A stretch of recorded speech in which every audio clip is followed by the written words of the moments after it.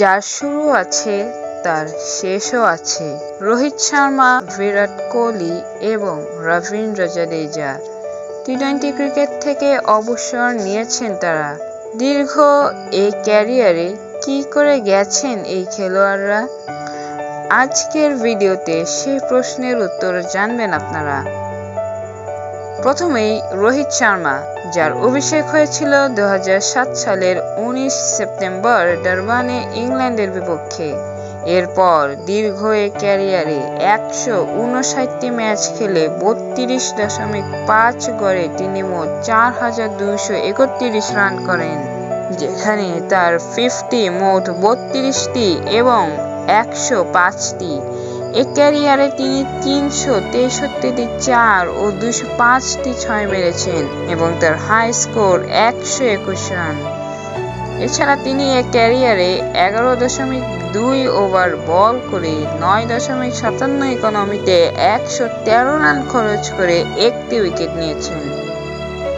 এছাড়া তার কিছু রেকর্ডের মধ্যে রয়েছে তিনি টি-20তে এখনো পর্যন্ত সবচেয়ে বেশি ম্যাচ খেলেছেন, সর্বোচ্চ রান করেছেন এবং সর্বোচ্চ 6ও মেরেছেন। এরপর বিরাট কোহলি, যার নাম এই পৃথিবীতে কেউ না শোনা হয়নি। তিনি কি করে গেছেন এই ক্যারিয়ারে এক নজরে দেখে নিন। 2010 সালে জুনের 12 তারিখে জিম্বাবুয়ের বিপক্ষে হারারেতে অভিষেক হয় তার।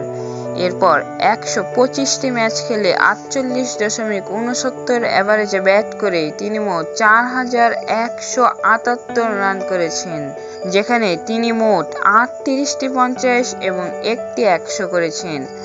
4 মেরেছেন 369টি এবং 6 মেরেছেন 124টি।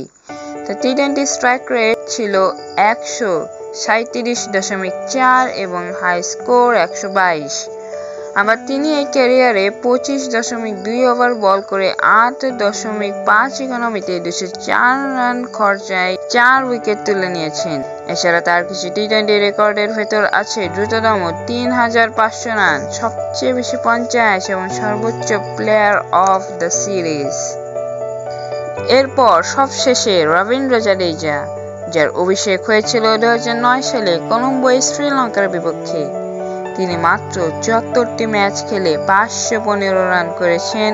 তার এভারেজ ছিল 21.45 এবং স্ট্রাইক রেট ছিল 127.16। অন্যদিকে তিনি বোলিংও করতেন, যেখানে 226 ওভার বল করে 1612 রান খরচ করে মাত্র 7.13 ইকোনমিতে 54টি উইকেট শিকার করেছেন। রোহিত, কোহলি, জাদেজা ফ্যানদের দুঃখ পাওয়ার কিছুই নেই, কেননা তিনজনই এখনো টেস্ট ও ওডিআই ক্যারিয়ার চালু রেখেছেন।